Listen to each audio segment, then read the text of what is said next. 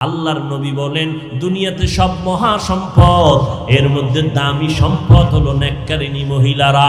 এরে আল্লাহর বান্দা, আমি একটা ঘটনা সব জায়গায় বলি। দুই ভাই, ছোট ভাই কিছুদিন পরে বিয়ে করে ফেললো, বড় ভাই বিবাহ করে না। বড় ভাইয়ের বিবাহের অপেক্ষা করতে করতে শেষ পর্যন্ত ছোট ভাই আগে বিবাহ করে ফেললো। একদিন ছোট ভাই বলে, বড় ভাই তুমি বিবাহ করো না কেন? আমি মনের মতো মেয়ে পাই না। তাই নাকি? ছোট ভাই মনে মনে ভাবলো, এক সম্ভ্রান্ত পরিবারের সুন্দরী মেয়েকে আমি দেই। খুঁজিয়া খুঁজিয়া বের করে দিল। বড় ভাই, বাবা টাকাওয়ালা, টাকার অভাব নাই, সম্মানের অভাব নাই, মেয়েটা বড় সুন্দরী, বিবাহ করে নাও। দেখার পরে, জানার পরে বড় ভাই বলে, এই মেয়ে আমি চাই না। তো তুমি কেমন মেয়ে চাও? বড় ভাই ডাক দিয়া কয়, আমি এমন একটা মেয়ে চাই যেই মেয়েটা আমার অর্ধাঙ্গিনী হবেন, আমার সহধর্মিনী হবেন, আমারে দিয়া দুনিয়ার জান্নাতের বাগান সাজাবেন, আমার হাতটা ধইরা আমার স্ত্রী আমাকে জান্নাতের দরজা দিয়ে ঢুকায় দিবেন। এমন একজন মন মানসিকতার আমি একটা স্ত্রী, আমি আপন মেয়ে চাই, যে একটা সন্তানকে দুনিয়াতে লালন পালন করে আদর্শওয়ালা বানায় দিবি। আল্লাহর বান্দা এই কথা বলার পর ছোট ভাই বলে, এমন মেয়েও তুমি পাইবা না, বিয়েও তোমার কপালে হবে না। বড় ভাই ডাক দিয়া কয়, ছোট ভাই শুনে রাখ, আমার অন্তরের নিয়ত যদি ভালোই হয়, একদিন আগে না পরে আমি ইনশাআল্লাহ আমার নিয়তের বরকতের ফলাফল আমি পেয়ে যাব। নিয়ত ভালো তো ফলাফল কি? কিছুদিন চলে গেল এভাবে। হঠাৎ করে খবর পাইছি, এলাকার পাশের একটা এলাকায় মসজিদে বড় একজন আল্লাহওয়ালা আসেন মাঝে মাঝে, আইসা ওখানে থাকেন 2-4 দিন, মানুষের জন্য দোয়া দায়ী করেন। এবার ওই বড় ভাইটা চলে গেল ওই বুজুর্গের কাছে দোয়া নেওয়ার জন্য, আল্লাহওয়ালার কাছে। সকালবেলা যাইয়া দোয়া চাইলেন, হুজুর একটু দোয়া করে দেন। বিবাহ করেছো? না, আমি বিবাহ করি নাই। হুজুর দোয়া করবেন। এমন টাইমে একটা মসজিদের জানালার বাহির থেকে পর্দা রক্ষা করে যুবতী একটা মেয়ে হুজুরকে সালাম দিলেন, সালামু আলাইকুম। ওয়ালাইকুম আসসালাম। কে তুমি? আমি এলাকার একজন যুবতী মেয়ে। কেন আসছো? হুজুর আমার আব্বা জান ঘরের মধ্যে অনেক অসুস্থ, আপনি একটু দোয়া করবেন। হুজুর বললেন, মা তোমার বিবাহ হয়েছে নি? দাম্পত্য জীবন শুরু করছো নি? মেয়েটা বলে, না করি নাই। কেন করো নাই রে মা? তোমার বয়সটা কত?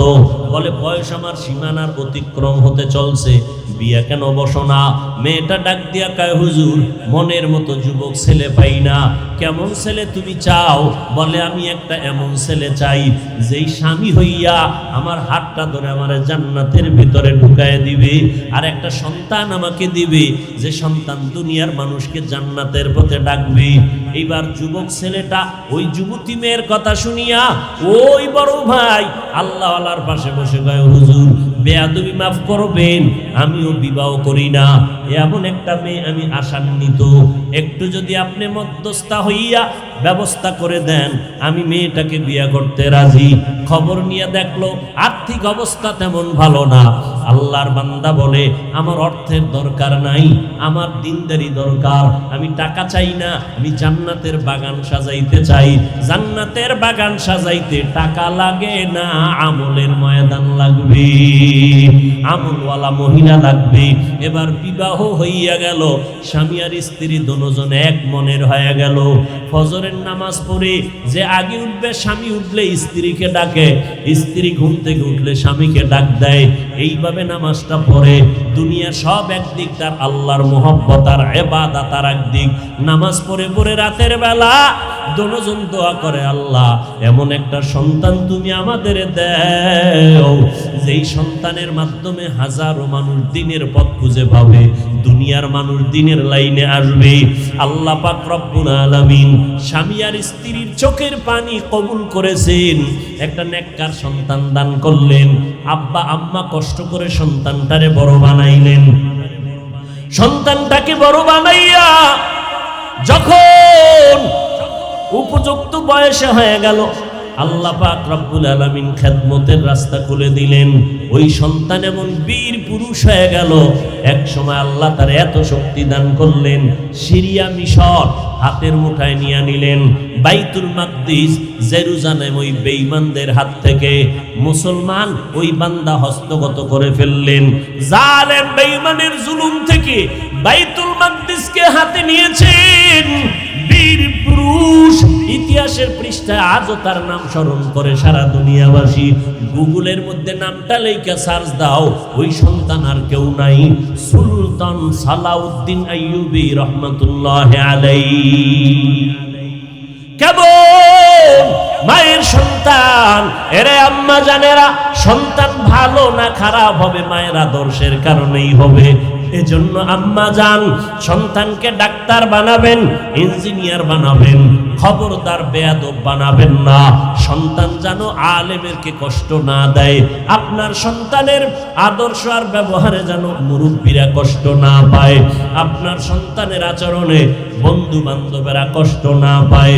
বরং এমন সন্তান আদর্শওয়ালা বানাবেন, সন্তানের কথায় যেন মানুষ দোয়া করে, আর ওই দোয়ার অংশ আপনি মা কবরে পাইতে থাকেন।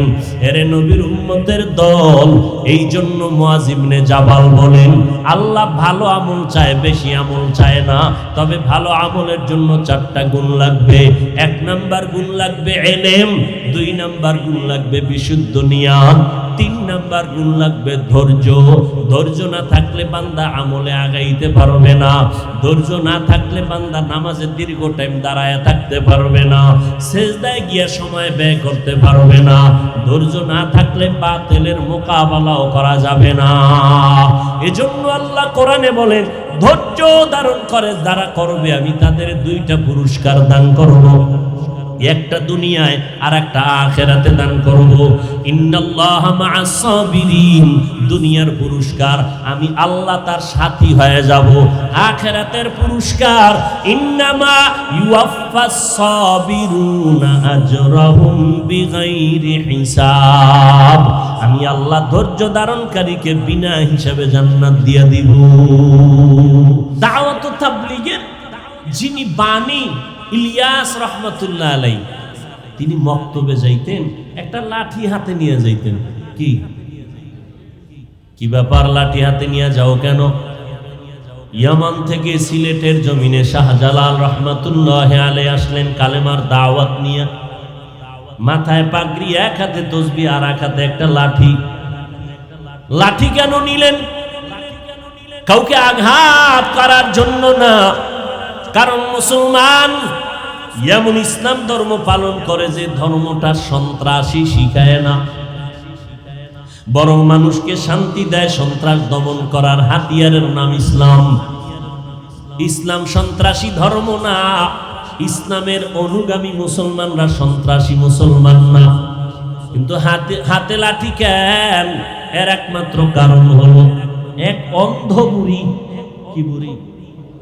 নারী না পুরুষ? কথা বলেন। সন্ধ্যাবেলা রাতের অন্ধকারে অন্ধ বুড়ি একটা হারিকেন লইয়া হাঁটতেছে। হারিকেন চিনেননি? হারিকেন নিয়ে হাঁটতেছে। একজন, এই বুড়ি তুমি তো অন্ধ, চোখে দেখো না, হারিকেন নিয়ে হাঁটো কেন? আরে আমি পথ দেখার জন্য হারিকেন নিয়ে হাঁটি না, কেউ নিয়ে আমারে ধাক্কা দিয়ে ফালায় দেয়, এই জন্য আমি নিজের আত্মরক্ষার জন্য হারিকেন নিয়ে হাঁটতেছি। লাঠি আমরা মুসলমান হাতে নিয়েছি। রহমাতুল্লিল আলামিন লাঠি হাতে নিয়ে খুতবা পড়েন। রাসূলের সুন্নাত কাউকে আক্রমণ করার জন্য না। তবে দুনিয়ার কোন বেঈমান আমাদের মুসলমানের টুপি ধরে যদি টান দেয়, পাগড়ি ধরে টান দেয়, তসবিহ ধরে টান দেয়, মসজিদের উপর আক্রমণ করে, তখন ওদের মোকাবেলা করার জন্য ঈমান ঠিক রাখতে, তসবিহ ঠিক রাখতে, পাগড়ি ঠিক রাখতে, ইসলাম ঠিক রাখতে, মসজিদ ঠিক রাখার জন্য ওই বেঈমানের মোকাবেলায় লাঠি ব্যবহার হতে পারে।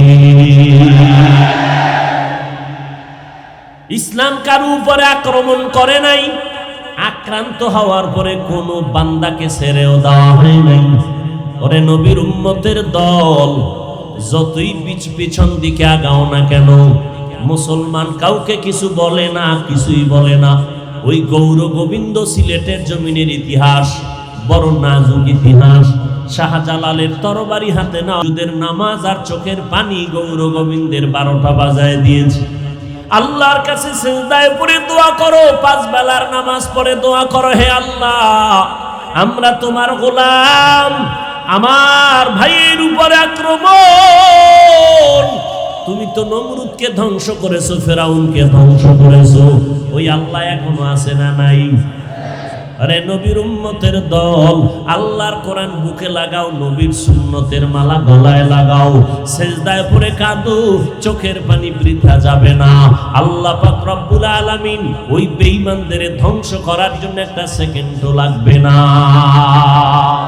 কাদের কুদরত দারি বর কামাল, আন্তা রব্বি আন্তা হাসবি যুল জালাল, তুহি কাদের জলিলুল্লাহ জাহাদার, বহর হালে তুহি মেরা নিগাহদার।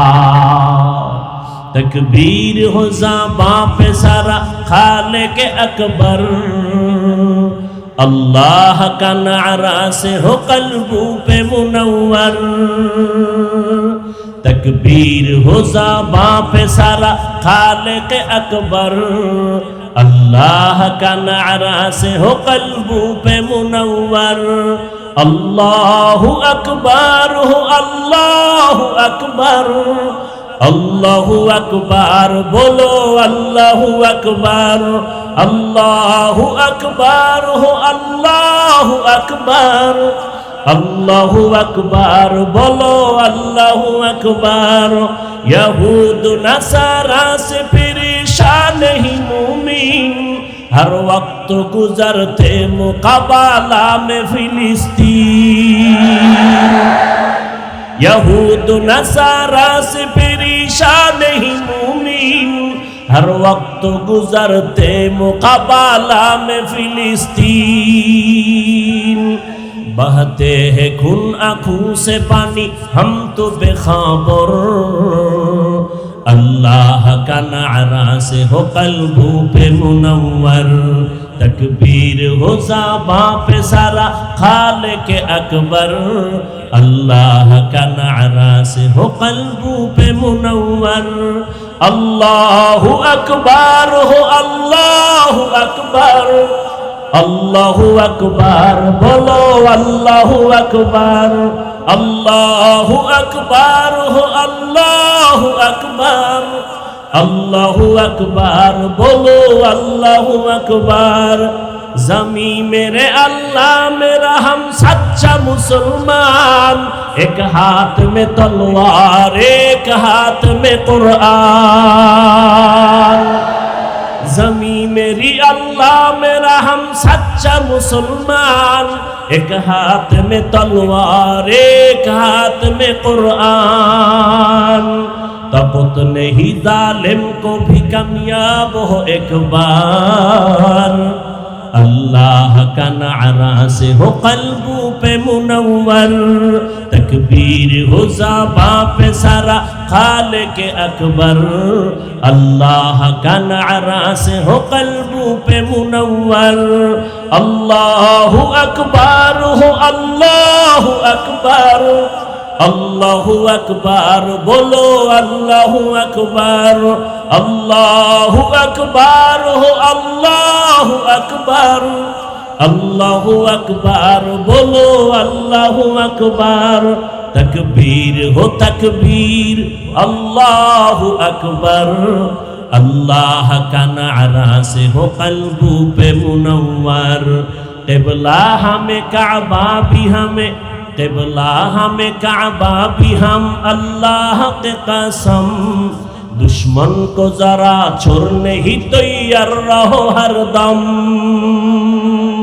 कुर्बा के नतीजा में शहीद हो तो ये बेहतर, अल्लाह का नारा से हो कल्बों पे मुनव्वर। तकबीर हो ज़बां पे सारा खालिक अकबर, अल्लाह का नारा से हो क़ल्बों पे मुनव्वर। अल्लाहु अकबर हो अल्लाहु अकबर, अल्लाहु अकबर बोलो अल्लाहु अकबर, अल्लाहु अकबर हो अल्लाहु अकबर, अल्लाहु अकबर बोलो अल्लाहु अकबर, अल्लाहु अकबर बोलो अल्लाहु अकबर।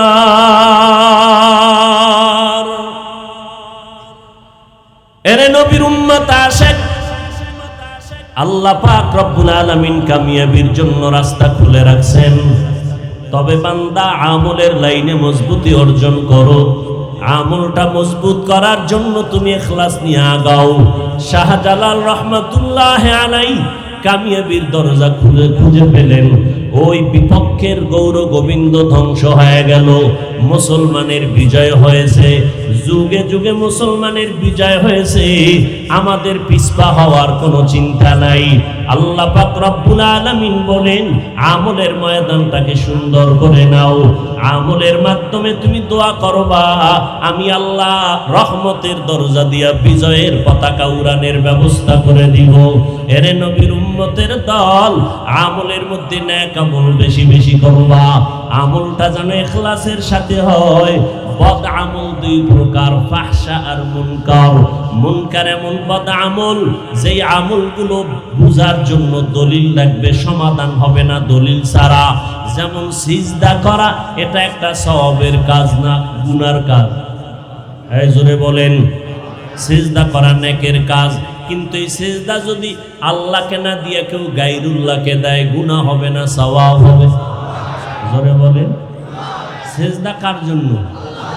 যদি বট গাছেরে দেয়, কবরে দেয়, পীরের পায়।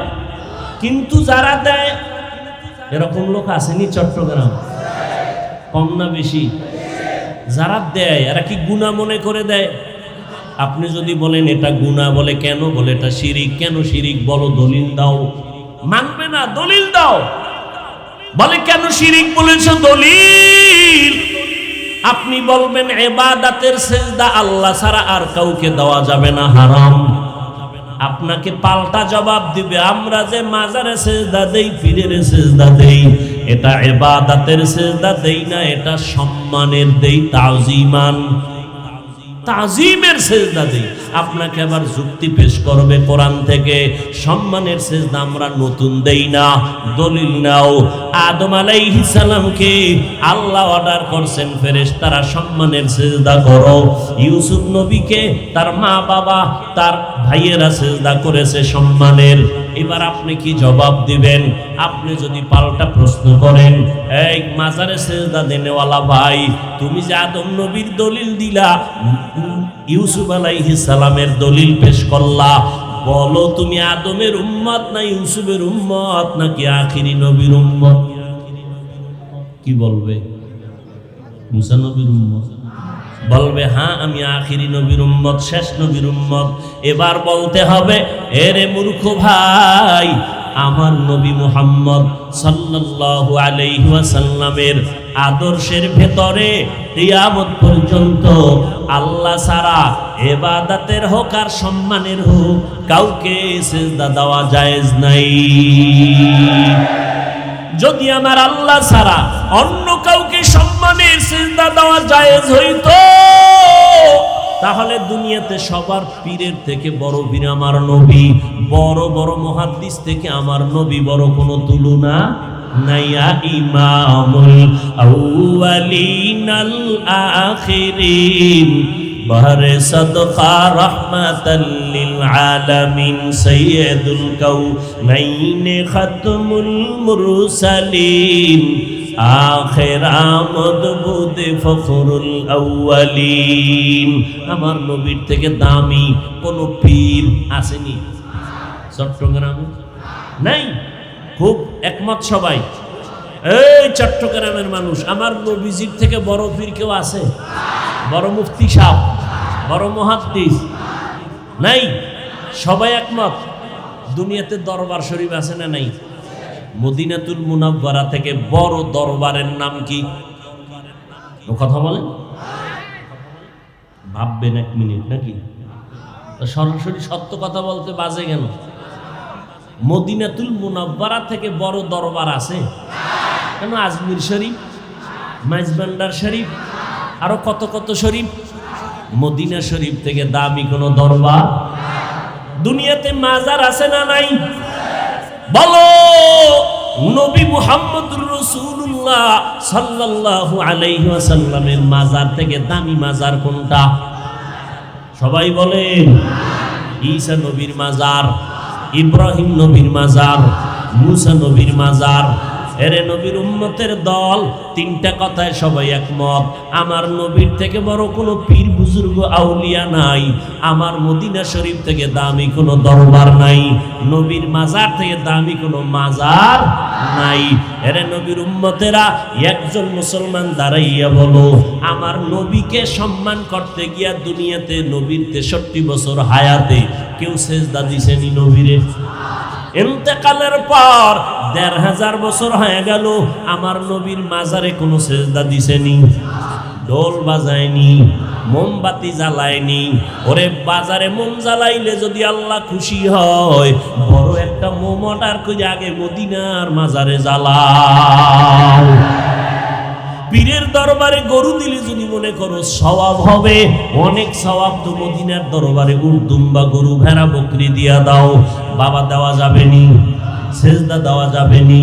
ফাইনাল জবাব, আমার নবীর মাজারে আর দরবারে যা চলবে না, দুনিয়ার মাজারেও তা চলতে পারে না। তুকু যাও সুন্নতে আহমদ কুজাবা মুহাম্মদ কেবুয়াদ নিসবতরা মান আহাব্বা সুন্নতি কৌলে রসূল মজদায়ে কানা মাই হাম কুন কবুল। আল্লাহ তাআলা বলেন, আমি আল্লাহ তোমাদের নেক আমল করার জন্য পাঠাইলাম। আইয়ুকুম আহসানু আমালা, আল্লাহ আকসারু আমালা বলেন নাই। আল্লাহ ভালো আমল দেখবেন, বেশি আমল দেখবেন না। বেশি আমল না ভালো আমল? জোরে বলেন। আল্লাহ ভালো আমল দেখবেন, বেশি আমল দেখবেন না। ওই আমলটা আল্লাহর জন্যই যদি হয়, একটা সিজদা তোমার জিন্দেগি জান্নাতের দরজা ওপেন করে দিবে। তবে কোন দিনের আমলটা ভালো হবে জানা নাই, এই জন্য লাগাতার আমল চালায় যাও। একজনে পত্রিকা পড়ে খুব দ্রুত, আর একজনে পাশে বসে, ভাই আমি তো বানান কইরাও পড়তে পারি না, তুমি এত দ্রুত পড়ো কেমনে? এটা ঘুমের তো উঠে পড়া যায় না।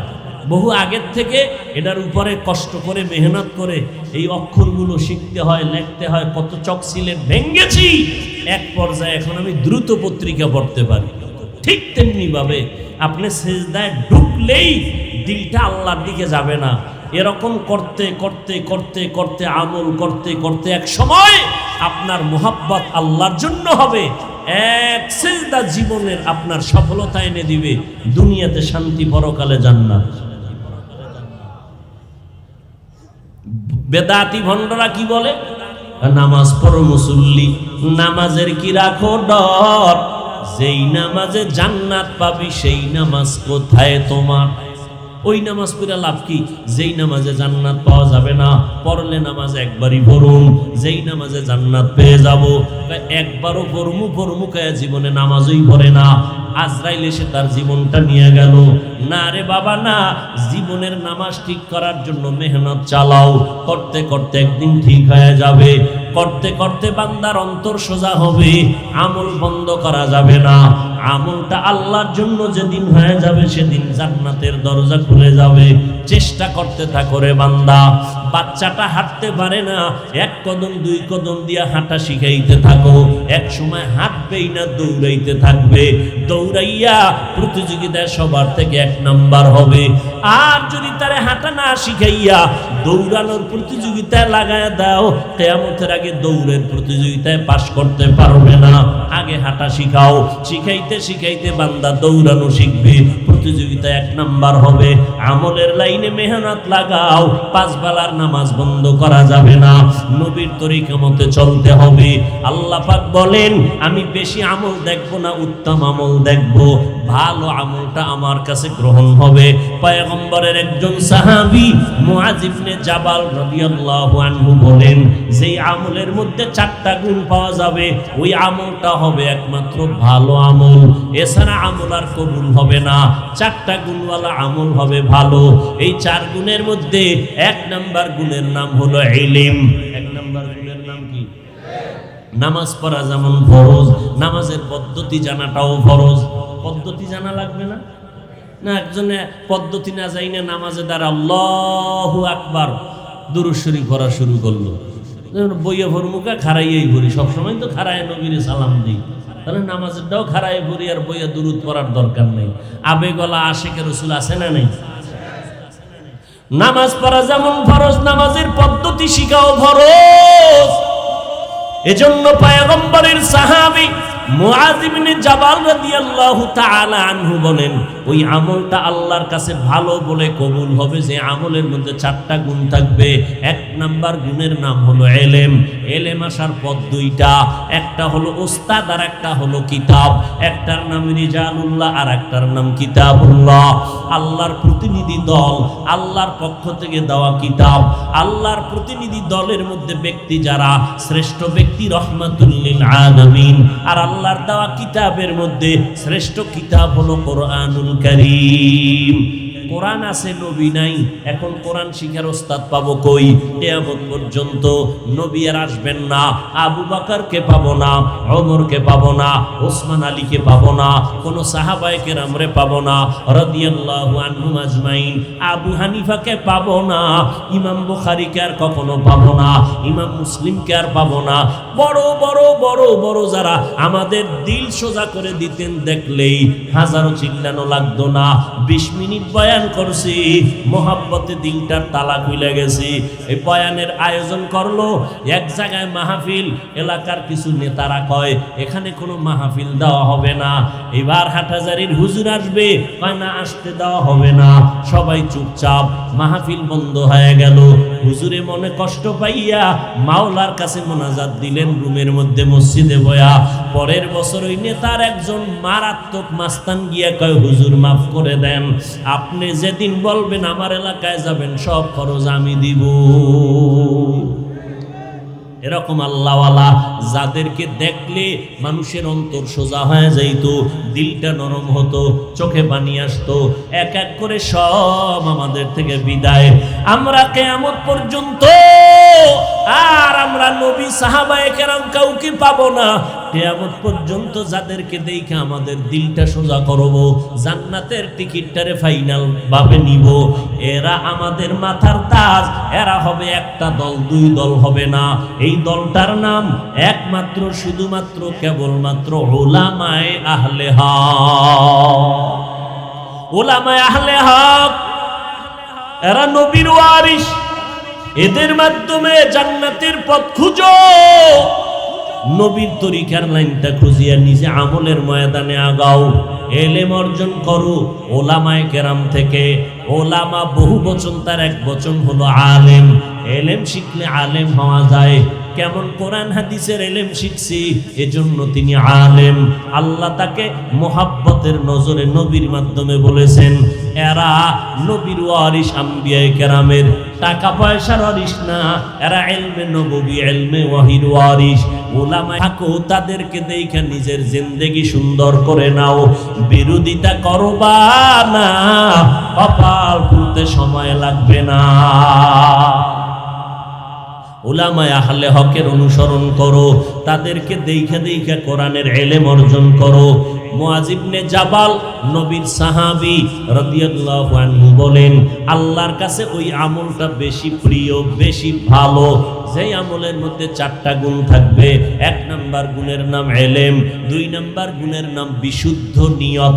বিশুদ্ধ قال النبي صلى الله عليه وآله وسلم إنما الأعمال بالنيات পয়গম্বর বলেন সব আমলের ফলাফল হবে নিয়তের উপরে নির্ভর ভালো নিয়তে আমল করবা ফলাফল ভালো খারাপ নিয়তে করবা ফলাফল খারাপ قال النبي صلى الله عليه وسلم نية المؤمن خير من عمله ভালো নিয়তটা আমলের থেকেও বড় দাম এজন্য আল্লাহ পাক রব্বুল আলামিন বলেন বান্দা যত আমল করবা সব একমাত্র আমার রবের জন্য খবরদার আমল করতে গিয়া রবের সাথে অন্যকে অংশীদার বানাইবা না ফামান কানা ইয়ারজু লিকা রাব্বিহি ফালইআমাল আমালান সালিহা ওয়ালা ইউশরিক বিইবাদাতি রাব্বিহি আহাদা একমাত্র আল্লাহর জন্য ইবাদত হবে শিরিক করা যাবে না ওয়ামা উমিরু ইল্লা লিয়াবুদুল্লাহা মুখলিসিনা লাহুদ্দিন ইখলাসের সাথে আমল করো আল্লাহর জন্য খালিসান লিওয়াজহিল্লাহি তাআলা যা করব যা বলবো সব হবে আল্লাহর সন্তুষ্টির জন্য রাহমাতুল লিল আলামিনের তরিকায় এজন্য ইব্রাহিম নবী আল্লাহর কাছে দোয়া করলেন ইন্না সালাতি ওয়া নুসুকি ওয়া মাহইয়ায়া ওয়া মামাতি লিল্লাহ ওয়া মামাতি লিল্লাহি রাব্বিল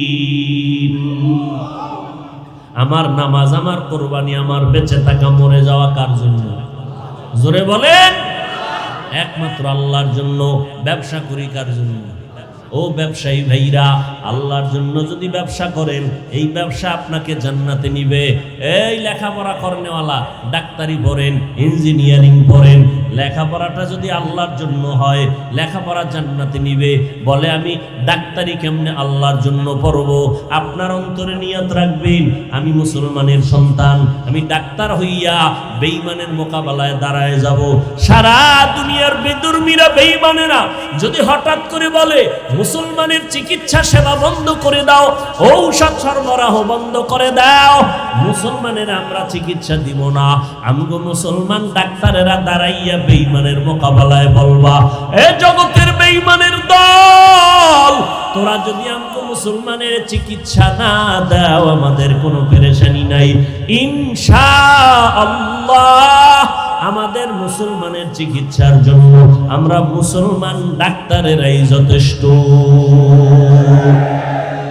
তাহলে ডাক্তারি পড়া খারাপ না ভালো কার জন্য পড়বে আল্লাহর জন্য নবীর তরিকায় নামাজটা ঠিক মতো পড়বা ও যুবক স্কুলে পড়ো কলেজে পড়ো নামাজ বাদ দেওয়া যাবে যাবে না তোমার মতো কত যুবক স্কুল কলেজে পড়িও 5 বেলার নামাজ পড়ে তোমার মতো যুবক র্যাব আর্মি পুলিশ বিডিআরের চাকরি করে 5 ওয়াক্ত নামাজ পড়ে একটু নিজের বিবেকটাকে প্রশ্ন করো তুমি কেন পারবা না নিয়তটা সহি কইরা তুমি চলো তোমার নিয়ত অনুযায়ী আল্লাহ বরকত দান করবেন তোমার মতো কত বান্দা রাস্তায় গাড়ি চালায় নামাজ ছাড়ে না বালিশে মাথা লাগাইয়া যখন ঘুমাইতে যাও নিজেকে একটু প্রশ্ন করিও আমার মতো বান্দা যুবক যদি গাড়ি চালাইয়া নামাজ পড়ে আমি কেন নামাজ পড়তে পারি না আমি তো মুসলমান আমি আল্লাহ মানি নবী মানি কোরআন মানি হাদিস মানি কিয়ামত মানি আমি কেন নামাজ পড়তে পারি না ও আল্লাহর বান্দারা আপনাদের মতো কত আল্লাহর গোলাম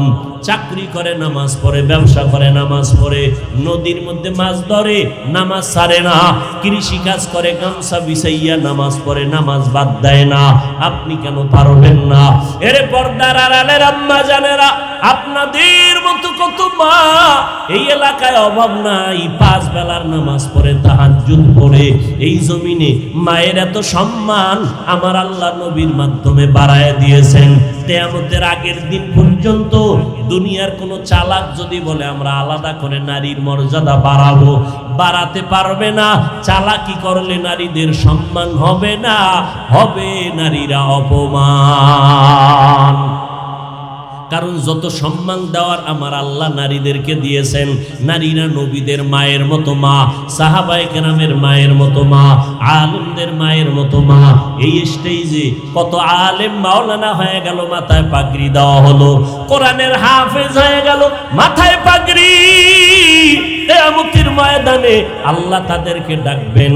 ক্বালান নবিয়্যু সাল্লাল্লাহু আলাইহি ওয়া আলিহি ওয়া সাল্লাম ইউকালু লি সাহিবিল কুরআন ইকরা ওয়ারতাকি ওয়ারাত্তিল কুনতা তুরাত্তিলু في الدنيا فإن منزلك عند آخر آية تقرأها أو كما قال النبي عليه الصلاة والسلام। কিয়ামতের দিন কোরআন পড়নেওয়ালাকে আল্লাহ বলবেন, এরে কোরআন পড়নেওয়ালা আসো, তুমি কোরআন তেলাওয়াত করো, আমি আল্লাহ নিজে শ্রবণ করব কুদরতের কান লাগাইয়া। এক আয়াত পড়বা, সুন্দর করে তার তিলের সাথে পড়বার এক একতলা বিল্ডিং উঠে যাও। এইভাবে একটা একটা আয়াত পড়বে আর লিফটের মাধ্যমে আল্লাহর জান্নাতের বিল্ডিং উঠতে থাকবে। আল্লাহর নবী অন্য হাদিসে বলেন, ক্বালান নবিয়্যু সাল্লাল্লাহু আলাইহি ওয়া আলিহি ওয়া সাল্লাম মান ক্বারাআল কুরআনা ফাস্তাযহারাহু ফাআহাল্লা হালালা ওয়া হাররামা হারামা আদখালাহুল্লাহুল জান্নাহ ওয়া শাফাআহু ফি আশারাতিন মিন আহলি বাইতিহি কুল্লুহুম ক্বাদ ওয়াজাবাত লাহুন নার আও কামা ক্বালান নবিয়্যু আলাইহিস সালাতু ওয়াস সালাম। কিয়ামতের ময়দানে একজন কোরআন পড়নেওয়ালা যারা আল্লাহর নবীর তরিকার উপরে জীবন চালাইলো, হালালের উপরে হারামকে বর্জন করলো, হাসরের ময়দানে আল্লাহ বলবেন, আমার কোরআন পড়নেওয়ালারা কই? জান্নাতের ময়দানে যাও, আমি আল্লাহ পাক শুধু তোমাকে একারে জান্নাতে দিব না, তোমার বংশের আপনজনের মধ্যে দেখো যারা জাহান্নামী হয়ে গেল, এদের মধ্যে 10 জনের সুপারিশ করো, আমি আল্লাহ তোমাদের সুপারিশ কবুল করিয়া তাদেরকেও জান্নাতে দিয়ে দিব। আতিনা ফি দারে দুনিয়া না হাসান আতিনা ফি দারে উকবানা হাসান ইয়া গিয়াসাল মুস্তাগীসিন হদিনা লফতিখারা বিল উলুমে ওয়াল গিনা হর গরিদে নেকো তু তৈয়ার হে जो न मांगे उससे तू बेजार है। খারাপ লাগে আপনাদের? কোরআন পড়ার দরকার আছে। একটা সন্তানকে কোরআন পড়াবেন। আজকে যাদের মাথায় পাগড়ি দেওয়া হলো, ঈদেও এত আনন্দ পায় না তার মা বাবা আজকে যেই পরিমাণ আনন্দ পেয়েছে। এরে নবীর উম্মতের দল, ওই সন্তানের মা বাবার কপাল কত ভালো, যেই সন্তানের পেছনে মানুষ দোয়ার জন্য লাইনে দাঁড়ায়। ওই সন্তানের মা বাবার কপাল কত ভালো, যেই মা বাবার সন্তানের পেছনে হাজার হাজার মানুষ দাঁড়ায় নামাজ আদায় করে। ওই মা বাবার সন্তানের কপাল, ওই মা বাবার কপাল কত ভালো, যেই মা বাবার সন্তান মানুষের দিনের পথে আহ্বান করে, মানুষ কলিজা দিয়া মোহাব্বত করে।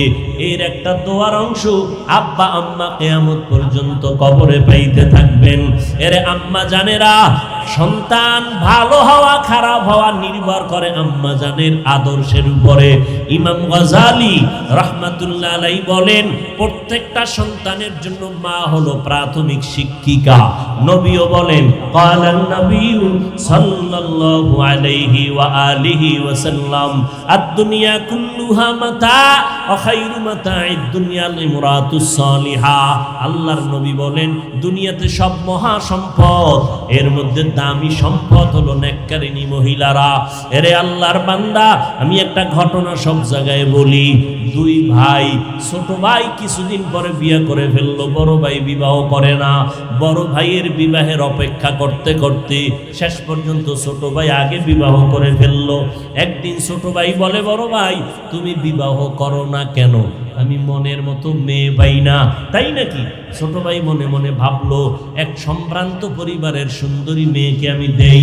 খুঁজিয়া খুঁজিয়া বের করে দিল। বড় ভাই বাবা টাকাওয়ালা, টাকার অভাব নাই, সম্মানের অভাব নাই, মেয়েটা বড় সুন্দরী, বিবাহ করে নাও। দেখার পরে জানার পরে বড় ভাই বলে এই মেয়ে আমি চাই না। তো তুমি কেমন মেয়ে চাও?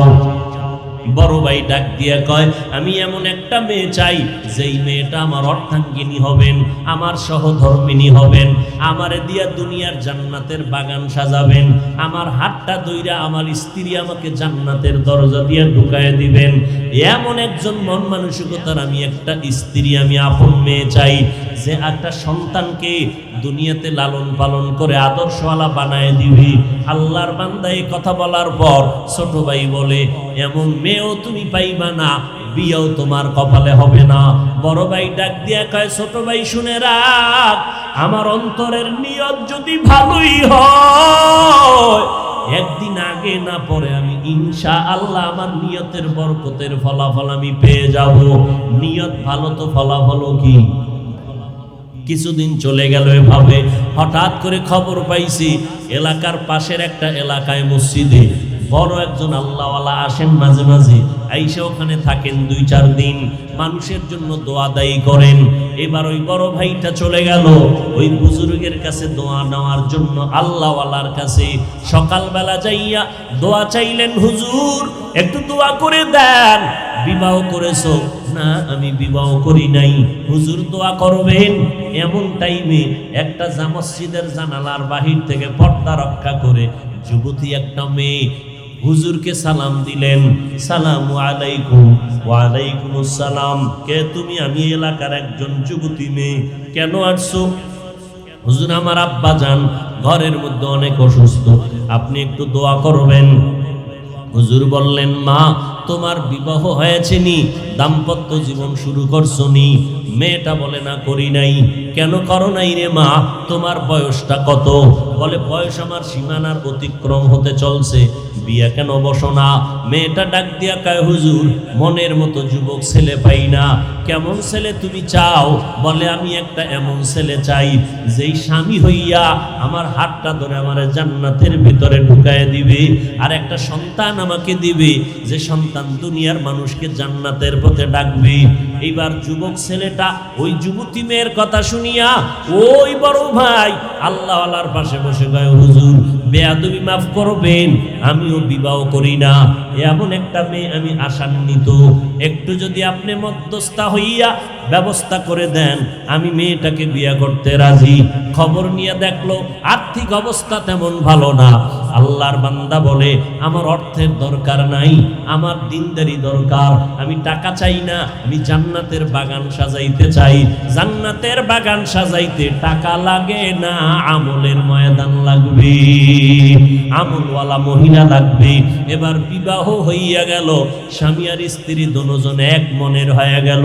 ফজরের নামাজ পড়ে যে আগে উঠবে স্বামী উঠলে স্ত্রীকে ডাকে, স্ত্রী ঘুম থেকে উঠলে স্বামীকে ডাক দেয়। এইভাবে নামাজটা পড়ে। দুনিয়া সব একদিক, তার আল্লাহর মোহব্বত আর ইবাদত আর একদিক। নামাজ পড়ে পড়ে রাতের বেলা দুজন দোয়া করে আল্লাহ এমন একটা সন্তান তুমি আমাদের দাও যেই সন্তানের মাধ্যমে হাজারো মানুষ দিনের পথ খুঁজে পাবে, দুনিয়ার মানুষ দিনের লাইনে আসবে। আল্লাহ পাক রব্বুল আলামিন স্বামী আর স্ত্রীর চোখের পানি কবুল করেছেন, একটা নেককার সন্তান দান করলেন। আব্বা আম্মা কষ্ট করে সন্তানটারে বড় বানাইলেন। সন্তানটাকে বড় বানাইয়া যখন উপযুক্ত বয়সে হয়ে গেল, আল্লাহ পাক রব্বুল আলামিন খেদমতের রাস্তা খুলে দিলেন। ওই সন্তান এমন বীর পুরুষ হয়ে গেল। এক সময় আল্লাহ তার এত শক্তি দান করলেন, সিরিয়া মিশর হাতের মুঠায় নিয়ে নিলেন। বাইতুল মাকদিস জেরুজালেম ওই বেঈমানদের হাত থেকে মুসলমান ওই বান্দা হস্তগত করে ফেললেন। জালেম বেঈমানের জুলুম থেকে বাইতুল মাকদিসকে হাতে নিয়েছেন বীর পুরুষ। ইতিহাসের পৃষ্ঠায় আজও তার নাম স্মরণ করে সারা দুনিয়াবাসী। গুগলের মধ্যে নামটা লেখা সার্চ দাও, ওই সন্তান আর কেউ নাই, সুলতান সালাউদ্দিন আইয়ুবী রহমাতুল্লাহ আলাইহি। কেমন মায়ের সন্তান! এরে আম্মা জানেরা, সন্তান ভালো না খারাপ হবে মায়ের আদর্শের কারণেই হবে। এজন্য আম্মা জান, সন্তানকে ডাক্তার বানাবেন, ইঞ্জিনিয়ার বানাবেন, খবরদার বেয়াদব বানাবেন না। সন্তান যেন আলেমেরকে কষ্ট না দেয়, আপনার সন্তানের আদর্শ আর ব্যবহারে যেন মুরব্বীরা কষ্ট না পায়, আপনার সন্তানের আচরণে বন্ধু বান্ধবেরা কষ্ট না পায়। বরং এমন সন্তান আদর্শওয়ালা বানাবেন, সন্তানের কথায় যেন মানুষ দোয়া করে, আর ওই দোয়ার অংশ আপনি মা কবরে পাইতে থাকেন। এরে নবীর উম্মতের দল, এই জন্য মুআয ইবনে জাবাল বলেন, আল্লাহ ভালো আমল চায়, বেশি আমল চায় না। তবে ভালো আমলের জন্য 4টা গুণ লাগবে। 1 নাম্বার গুণ লাগবে ইলম, 2 নাম্বার গুণ লাগবে বিশুদ্ধ নিয়ত, 3 নাম্বার গুণ লাগবে ধৈর্য। ধৈর্য না থাকলে বান্দা আমলে আগাইতে পারবে না। ধৈর্য না থাকলে বান্দা নামাজে দীর্ঘ টাইম দাঁড়ায় থাকতে পারবে না, সেজদায় গিয়া সময় ব্যয় করতে পারবে না। ধৈর্য না থাকলে বাতিলের মোকাবেলাও করা যাবে না। এজন্য আল্লাহ কোরআনে বলেন, ধৈর্য ধারণ করে যারা করবে আমি তাদের 2টা পুরস্কার দান করব, একটা দুনিয়ায় আর একটা আখিরাতে দান করব। ইন্নাল্লাহা মা'আস সাবিরিন, দুনিয়ার পুরস্কার আমি আল্লাহ তার সাথী হয়ে যাব। আখিরাতের পুরস্কার ইন্নামা ইউয়াফফাস সাবিরুনা আজরাহুম বিগাইরি হিসাব, আমি আল্লাহ ধৈর্য ধারণকারীকে বিনা হিসাবে জান্নাত দিয়ে দিব। ইয়া আইয়ুহাল্লাযীনা আমানু ইসবিরু ওয়া সাবিরু ওয়া রাবিতু ওয়াত্তাকুল্লাহা লাআল্লাকুম তুফলিহুন।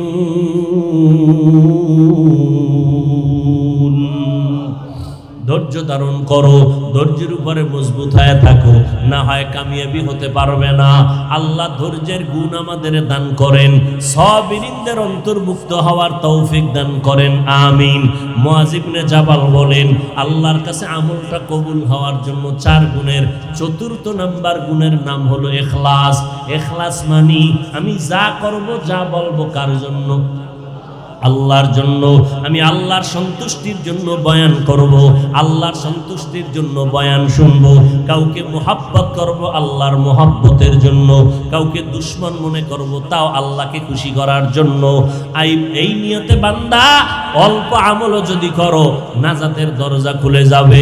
এক আল্লাহর বান্দি জীবনভর গুনাহ করতে করতে কোনো নেক নাই, রাস্তা দিয়ে হাঁটতেছে, দেখে একটা কুকুর পিপাসায় ছটফট করে পানির তৃষ্ণায়, আল গুনাহগার দৌড়াইয়া গেল পানি আনার জন্য। কোথাও গিয়ে একটা কূপের থেকে পানি নেবে, পানি অনেক নিচে, উঠানোর পাত্র নাই। পায়ে ছিল চামড়ার মোজা, ওই মোজা খুলে আল্লাহর বান্দি মোজাটা ফালাইয়া পানি আনতে পারে না, পানি আরো নিচে। মাথায় ছিল একটা বড় ওড়না, ওড়না খুলিয়া এক মাথা মোজায় গিরা লাগাইয়া পানি উঠাইয়া কুকুরকে পান করায় দিল। মদিনার নবী সাহাবায়ে কেরামদেরকে বলেন, ও সাহাবায়ে কেরাম, এই আল্লাহর বান্দি এই সওয়াবের কাজটা করার কারণে আল্লাহর গায়বী আওয়াজ এসে গেল, ও জাহান্নামী নারী, তুমি যে একটা কুকুরকে পানি পান করাইয়া ওরে ঠান্ডা করে দিয়েছো, তোমার জীবনের গুনাহগুলো মাফ হয়ে গেছে। এজন্য ইখলাসের আমল বড় দামি। নবী বলেন, আখলিস দীনাকা ইয়াকফিকাল আমালুল কলিল, অল্প আমল নাজাতের জন্য যথেষ্ট হবে যদি আল্লাহর জন্য হয়। নামাজ পড়ব আল্লাহকে রাজি করার জন্য। ও যুবক, কয়দিন আর দুনিয়ায় যৌবনের বাহাদুরি করো বারে বাবা, মনটাকে বুঝাও।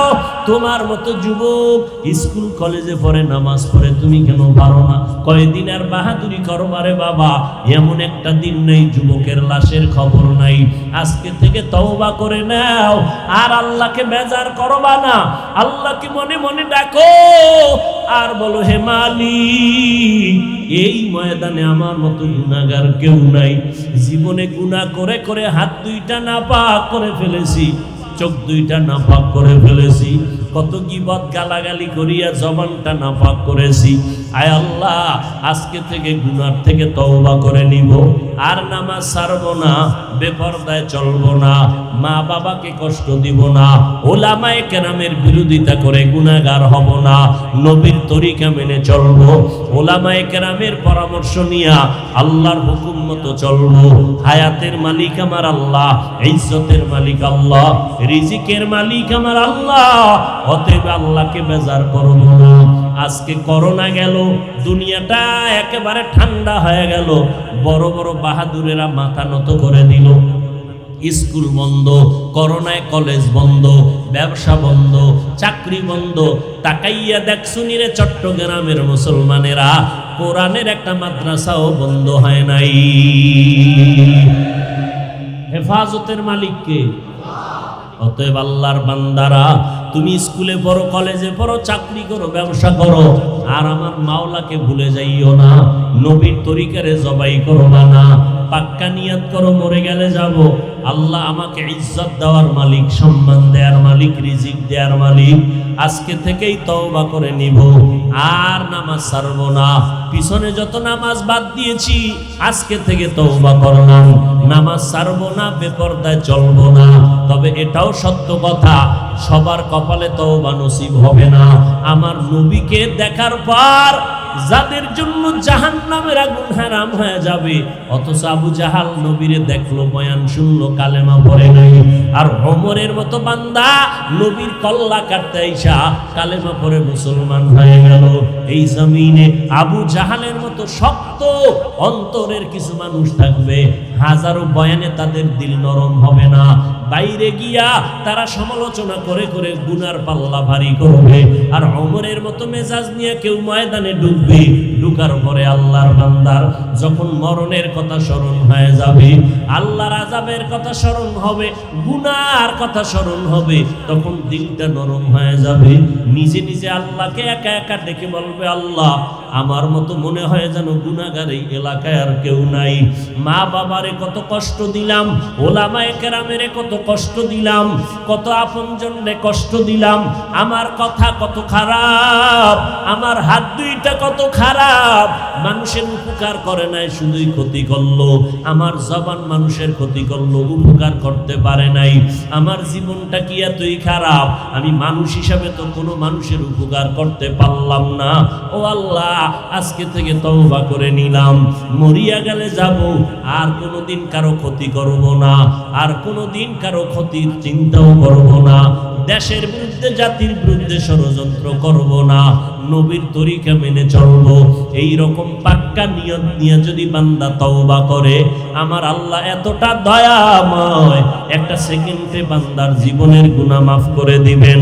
এইভাবে যদি খাঁটি অন্তরে তওবা করার যদি কারো অন্তরে নিয়ত হয়, মুনাফিকি দুর্বলতা যদি না থাকে, আজকে থেকেই নবীর তরিকা মেনে চলব, উলামায়ে কেরামের পরামর্শ নিয়ে আমল করব, মা বাবার দোয়া নিয়ে চলব। তওবা করার মতো পাক্কা নিয়ত যাদের অন্তরে আছে, তাদেরকে বলবো দুটো হাত আমার আল্লাহকে দেখাইয়া দেই।